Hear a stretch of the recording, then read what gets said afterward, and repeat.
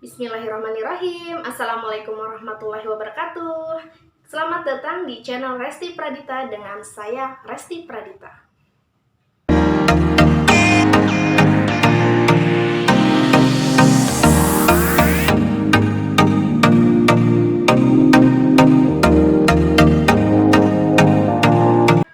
Di video kali ini saya mau berbagi informasi mengenai apa saja sih yang diperlukan untuk melahirkan menggunakan BPJS Kesehatan khususnya di masa pandemi ini. Sebelum lanjut, pastikan kalian sudah subscribe channel saya ini, dan yang sudah subscribe saya doakan supaya kalian sehat dan panjang umur.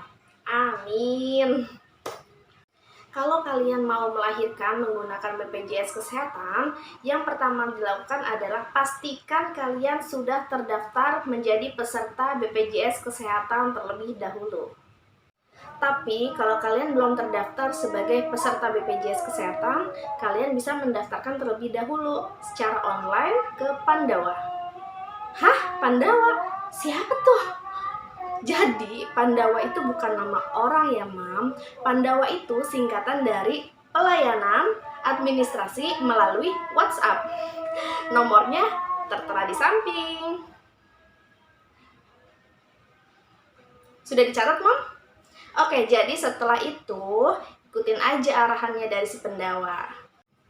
Saya saranin Mom daftarnya secara online ya, karena kalau Mom datang ke kantor BPJS secara langsung, Mommy akan disuruh pulang. Loh, kenapa disuruh pulang? Ya, karena sekarang sistemnya memang sudah online. Jadi jangan sampai Mommy paksain datang langsung ke kantor BPJS-nya. Karena begitu Mommy sampai ke pintu lobi, Mommy hanya akan disambut oleh senyum ramah si bapak atau ibu satpam dengan bertanya, "Pagi Pak, Bu, ada yang bisa saya bantu? Saya mau buat BPJS Pak." "Mohon maaf Pak, Ibu, untuk buat BPJS sekarang tidak bisa datang lagi ke sini secara langsung. Jadi Ibu sama Bapak bisa WhatsApp langsung ke nomor yang tertera di lembaran berikut ya." Begitu, pasti disuruhnya begitu Mam sama si Bapak Satpam. Jadi jangan capek-capek ya, nanti malah sia-sia. Udah jauh-jauh dari rumah, datang ke kantor BPJS, malah disuruh pulang. Terdaftar sebagai peserta BPJS, pastikan terlebih dahulu apakah data yang ada di BPJS dengan data KTP Mommy sudah sesuai atau belum. Karena jangan sampai ada kesalahan atau perbedaan pada datanya Mommy pada saat sudah siap mau melahirkan. Nantinya malah akan jadi masalah. Dan si Mommy akan terkendala dalam proses persalinannya. Nah, kembali lagi ya Mam, mengenai gimana sih caranya atau persyaratannya apa saja untuk melahirkan normal maupun sesar menggunakan BPJS Kesehatan khususnya di masa pandemi ini. Yang pertama adalah konsultasi dengan bidan. Nah, setiap bulan Mommy pasti melakukan kontrol rutin dong ke bidan atau ke dokter. Dari situ Mommy bisa tanya-tanya. Pasti pertanyaan yang pertama ditanya adalah, "Bu Bidan, saya bisa nggak lahiran secara normal?" Nanti dijawab sama Bu Bidan. Kita lihat dulu ya, kalau kondisinya Mommy sehat dan baik dan tidak ada riwayat penyakit, pasti bisa dilakukan secara normal. Dan pertanyaan kedua, bisa nggak lahiran normal menggunakan BPJS? Kalau dari pengalaman saya waktu itu,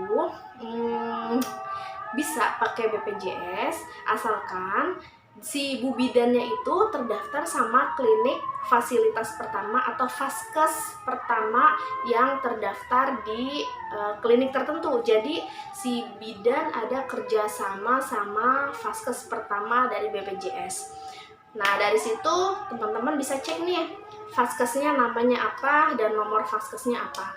Kalau memang Mommy belum terdaftar di Vaskes pertama itu, Mommy bisa daftarkan dulu atau ubah data BPJS-nya Mommy menjadi ke klinik Vaskes yang bekerja sama dengan si bidan. Dan untuk ubah data Vaskes, Mommy bisa lakukan ubah datanya di aplikasi JKN Mobile. Itu kalau untuk itu kalau untuk persalinannya secara normal ya Mommy di bidan tersebut.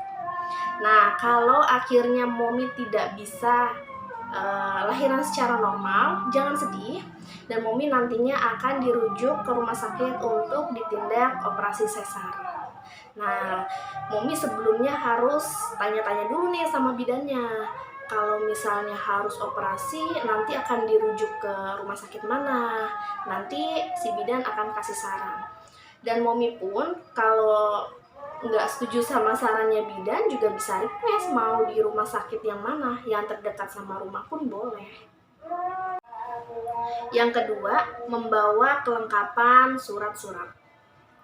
Yang harus dibawa adalah kartu BPJS Kesehatan, kartu keluarga, kartu identitas KTP Momi dan suami, dan surat rujukan apabila Momi dirujuk untuk operasi sesar ke rumah sakit tertentu. Dan untuk dokumennya yang perlu Momi siapkan itu yang asli dan kopiannya ya Mam. Jadi Momi harus siapkan asli dan kopiannya. Yang ketiga adalah operasi sesar. Nah, kalau akhirnya Momi harus ditindak melalui operasi sesar dalam persalinannya, Momi harus membawa kelengkapan surat-surat yang tadi sudah saya sebutkan di nomor 2, dibawa ke rumah sakit rujukan. Ya Momi ya, dan Momi langsung aja tuh datang ke pendaftaran di rumah sakit tersebut. Nanti Momi dan suami akan diminta untuk melengkapi form-form dan surat persetujuan untuk ditandatangani. Setelah itu pihak rumah sakit akan memverifikasi datanya Momi ke pihak BPJS. Setelah pihak rumah sakit memverifikasi data Momi dengan BPJS, Momi dan suami akan diminta ke bagian administrasi untuk melakukan pembayaran swab COVID-19. Yang akan melakukan swab adalah Momi dan pendamping. Pendamping di sini bisa suami atau keluarga Momi yang mendampingi pada saat nanti akan persalinan. Setelah itu Momi akan diarahkan ke kamar UGD untuk dilakukan pengecekan cek suhu, tensi darah, dan lain-lain sebagainya. Nah, setelah pihak BPJS menyetujui, maka Momi akan diinformasikan oleh pihak rumah sakit untuk waktu tindakan operasi sesarnya. Yang keempat adalah biaya yang dikeluarkan. Loh, kok biaya lagi? Katanya gratis. Tenang dulu, Mam. Jadi, yang dibayarkan oleh BPJS itu adalah termasuk biaya dokter, biaya operasi sesarnya, biaya kamar rawat inap, dan obat-obatan. Kemudian untuk biaya yang dikeluarkan biaya apa? Jadi di sini pihak rumah sakit akan meminta Momi atau pendamping untuk membeli kelengkapan setelah melahirkan seperti pembalut dan alas darah. Juga ada kelengkapan ari-ari. Tapi kalau Momi sudah punya kelengkapan itu, ya Momi tinggal kasih aja ke perawat, nanti akan dipakaikan setelah Momi selesai operasi. Kemudian untuk biaya lainnya adalah perawatan anak.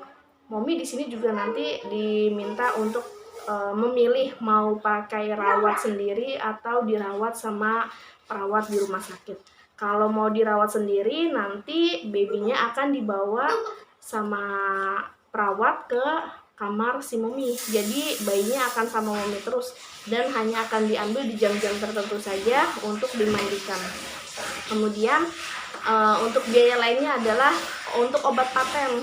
Di sini Momi juga nggak beli juga nggak apa-apa, karena biasanya pasien yang telah melahirkan ada permintaan khusus untuk membeli obat paten sendiri supaya bekas atau bekas jahitan sesarnya bisa cepat sembuh. Untuk lama rawat inap atau lamanya menginap di rumah sakit adalah 3 hari 2 malam. Sebelum dokter menyarankan Momi untuk pulang, nanti Momi akan ditanya terlebih dahulu, apakah Momi sudah buang angin dan BAB atau belum. Kalau belum, nanti Momi akan diberi obat pencahar supaya bisa lebih cepat buang angin dan BAB, sehingga Momi bisa cepat disarankan untuk pulang. Baik Mom, saya kira itu saja. Semoga informasi yang saya sampaikan bermanfaat dan mohon maaf apabila ada penjelasan yang kurang untuk disampaikan. Semoga persalinan Momi berjalan dengan lancar, baby dan Momi sehat selalu. Kalau Momi suka sama video ini, silahkan like, komen, share, dan subscribe. Wassalamualaikum warahmatullahi wabarakatuh. Terima kasih.